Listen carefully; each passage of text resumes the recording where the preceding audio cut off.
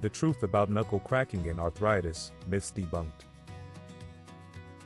Many people believe that cracking your knuckles leads to arthritis, but this is just a myth. Scientific studies show no evidence linking knuckle cracking to arthritis or joint damage.